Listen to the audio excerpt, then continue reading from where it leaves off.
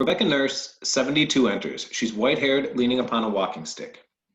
That is a notorious sign of witchcraft afoot, Goody Nurse, a prodigious sign.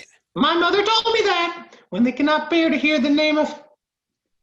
Rebecca, go to her, we're lost. She suddenly cannot bear to hear the Lord's. Giles Corey, 83, enters. He's knotted with muscle, canny, inquisitive, and still powerful. There is a hard sickness here, Giles Corey, so please to keep the quiet. I've not said a word. No one here can testify I've said a word. Is she going to fly again? I hear she flies. Man, be quiet now. Everything is quiet. Rebecca walks across the room to the bed. Gentleness exudes from her. Betty is quiet and with her eyes shut. Rebecca simply stands over the child, who gradually quiets.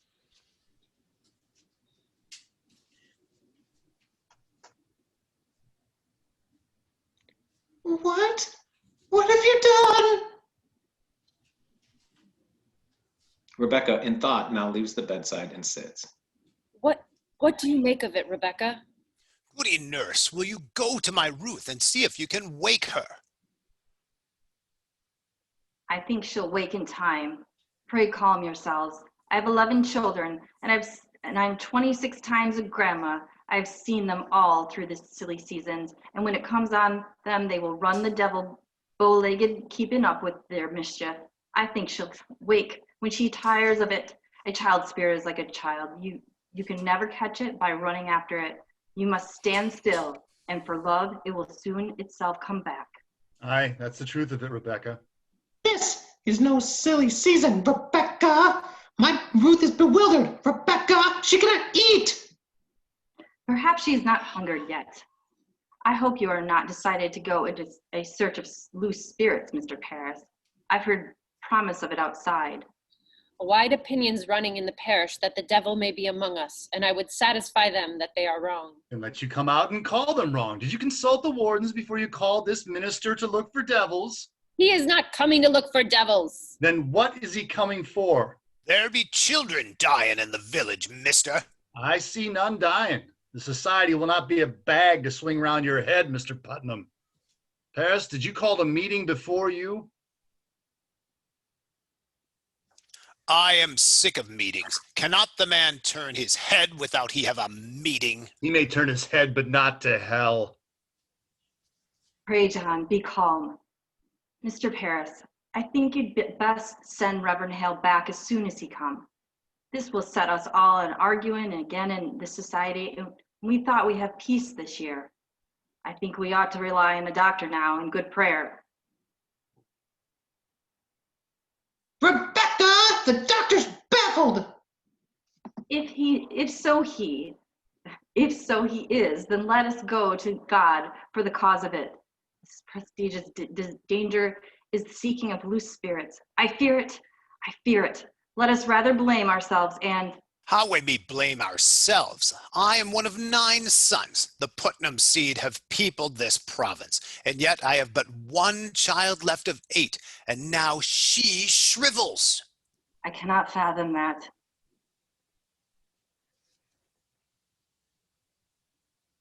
But I must. You think it's God's work? You should never lose a child nor grandchild neither, but I bury all but 1.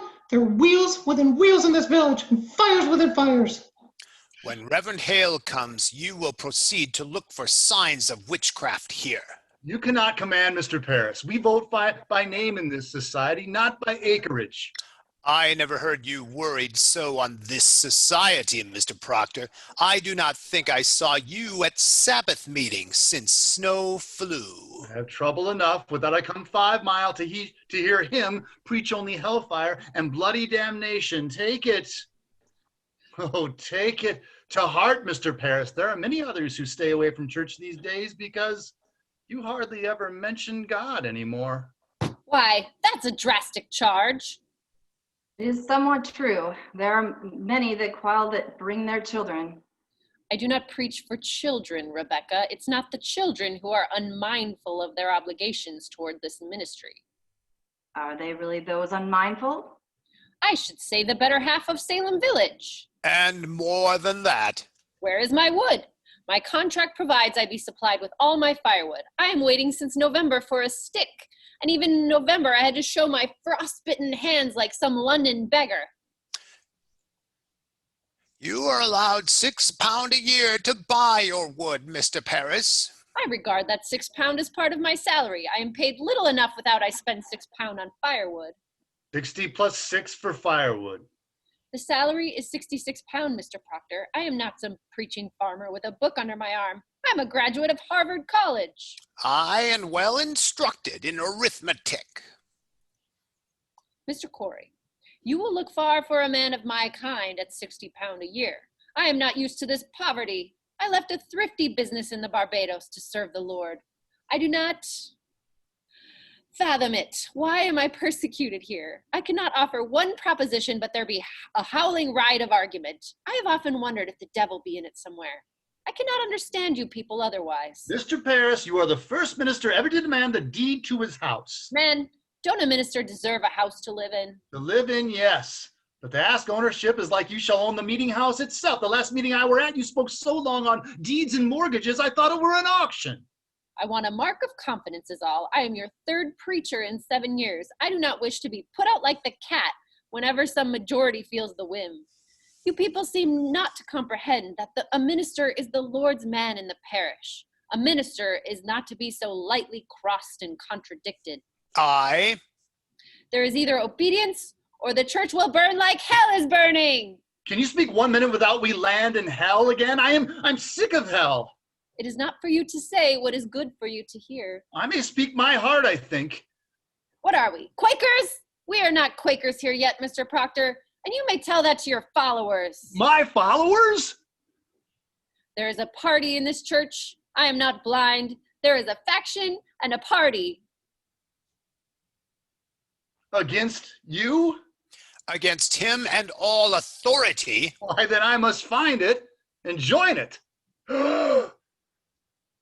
Does not mean that. He confessed it now. I mean it solemnly, Rebecca. I like not the smell of this authority. No, you cannot break charity with your minister. You are another kind, John. Clasp his hand and make your peace. I have a crop to sow and lumber to drag home. What say you, Giles? Let's find the party. He says there's a party. I've changed my opinion of this man, John. Mr. Paris, I beg your pardon. I never thought you had so much iron in you. Why, thank you, Giles. It suggests to the mind what the trouble be among us all these years. Think on it. Wherefore is everybody suing everybody else? Think on it now. It's a deep thing and dark as a pit. I've been 6 times in court this year. Is it the devil's fault that a man cannot say you good morning without you clapping for defamation? You're old, Giles, and you're not hearing so well as you did. John Proctor, I have only last month collected £4 damages for you publicly saying I burned the roof off your house. And I never said no such thing, but I've paid you for it, so I hope I can call you deaf without charge. Now come along, Giles, and help me drag my lumber home. A moment, Mr. Proctor.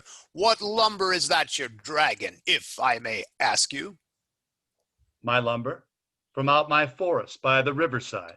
Why, we are surely gone wild this year. What anarchy is this? That tract is in my bounds. It's in my bounds, In your Mr. Proctor. bounds?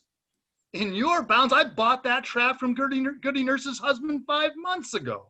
He had no right to sell it. It stands clear in my grandfather's will that all the land between the river and... Your grandfather had a habit of willing land that never belonged to him, if I may say it plain. That's God's truth. He nearly willed away my north pasture, but he knew I'd break his fingers before he'd set his name to it. Let's get your lumber home, John. I feel a sudden will to work coming on. You load 1 oak of mine and you'll fight to drag it home. Aye, and we'll win too, Putnam, this fool and I. Come on. I'll have my men on you, Corey. I'll clap a writ on you.